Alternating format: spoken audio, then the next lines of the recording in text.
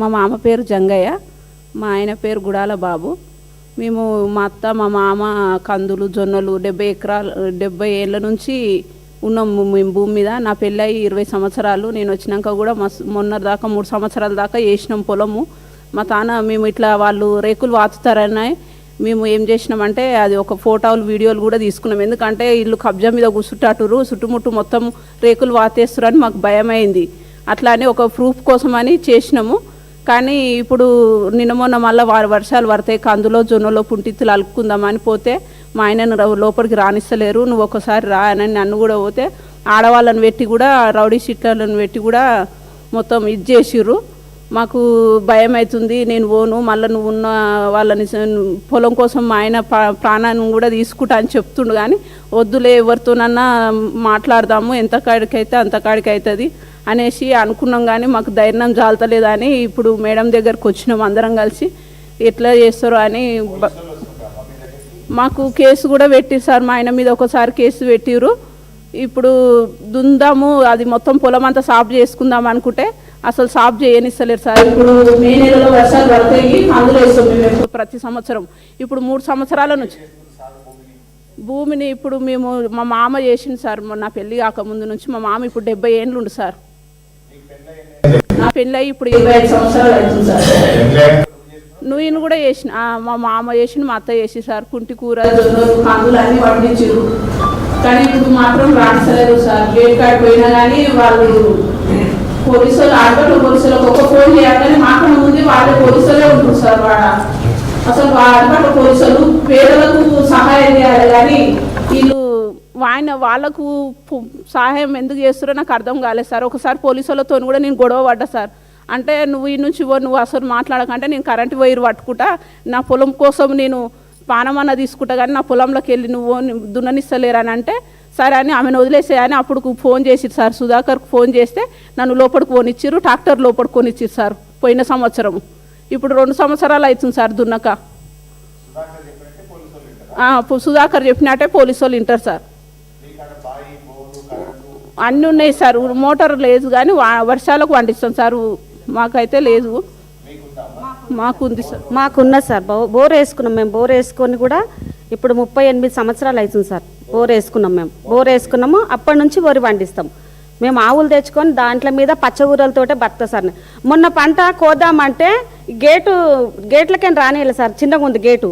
ఆ గేటు పెడితే ఎక్కడ మన రాగన్నగూడ నుంచి అవతలకేని తెస్తే అక్కడ నుంచి వాగు వచ్చింది. వాగు వస్తే ఒక 1 నెల రోజులు వాగు మిషన్ రానియలే. ఆ 1 నెల రోజులలో నా చేనంతా ఖరాబ్ అయిపోయి 40 సంచులు అయ్యేటి 25 సంచులు అయినాయి సార్. పడదు సార్, అది పడదు. మాకు అప్పట్లో కాంగ్రెస్ ప్రభుత్వము మాకు ఇచ్చింది బతుకుమని మా మామకి ఇచ్చిర్రంట. కాంగ్రెస్ ప్రభుత్వము మా మామకి ఇస్తే మేము దాంతోటే బతుకుతున్నాం. ఇప్పుడు ఇయ్యాలని కొడుతున్నాం సార్. ఇప్పుడు అవి ఇయ్యాలనే మేము కొట్లాడుతున్నాం సార్. సార్ మేడం దగ్గరకు అందుకే వచ్చినాం. మాకు నష్టపరిహారం చాలా జరుగుతుంది.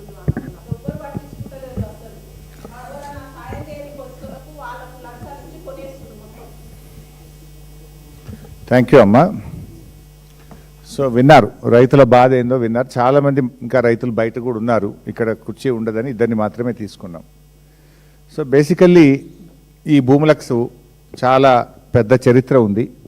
నేను ప్రెస్ మీట్ అయిన తర్వాత కూడా మీకు అన్ని డాక్యుమెంట్స్ ఇస్తాను. ఇంకా వివరంగా ఏదైనా క్లారిఫికేషన్ కావాలంటే కూడా మీడియా మిత్రులకు నేను ఇస్తాను.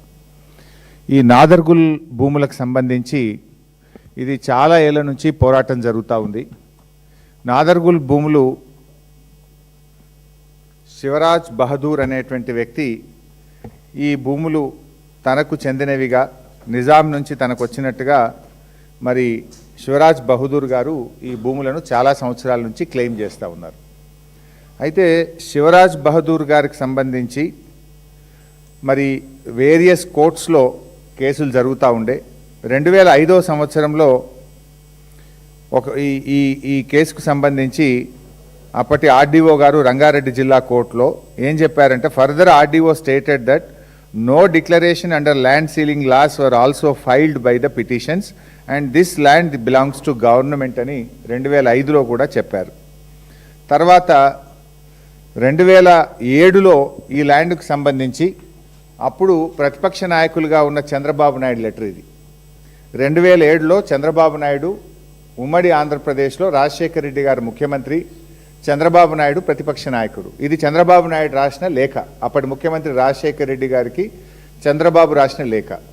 ఈ ల్యాండ్ గవర్నమెంట్ ల్యాండ్ అని, ఈ ల్యాండ్ మరి కొంతమంది మరి కబ్జా పెట్టే ప్రయత్నం చేస్తున్నారు, ఈ భూమిని కొట్టేసే ప్రయత్నం చేస్తున్నారు, ఈ భూమిని కాపాడాలని ఆనాడు చంద్రబాబు నాయుడు పోరాటం చేసిండ్రు. ఆ భూముల దగ్గరికి వెళ్ళారు, ఆయన పెద్ద ఎత్తున పోరాటం చేసి అప్పుడు ముఖ్యమంత్రి గారికి రాసిన లేఖ ఇది. ఆ తర్వాత 2008లో డాక్టర్ వైఎస్ రాజశేఖర రెడ్డి గారు ఈ భూమిని ప్రభుత్వ భూమిగా నిర్ణయిస్తూ ఈ భూమిని ఆంధ్రప్రదేశ్ ఇన్ఫ్రాస్ట్రక్చర్ కార్పొరేషన్కి ఇచ్చారు. ఆంధ్రప్రదేశ్ ఇన్ఫ్రాస్ట్రక్చర్ కార్పొరేషను యూనిటెక్ అనేటువంటి ఒక కంపెనీకి కూడా కొంత భూమిని అలొకేట్ చేయడం జరిగింది. ఆ తర్వాత 2015వ సంవత్సరంలో అంటే వేరియస్ కోర్టులో కేసులు జరిగి 2015లో సుప్రీంకోర్టులో ప్రభుత్వం ఓడిపోయి ఈ భూమి శివరాజ్ బహదూర్కు చెందిన భూమిగా 2015లో సుప్రీంకోర్టు ఆర్డర్ ఇచ్చింది. 2015లో సుప్రీంకోర్టు ఆర్డర్ ఇస్తే న్యాచురల్గా మన రాష్ట్రంలో ల్యాండ్ సీలింగ్ యాక్ట్ ఒకటి అమల్లో ఉంది.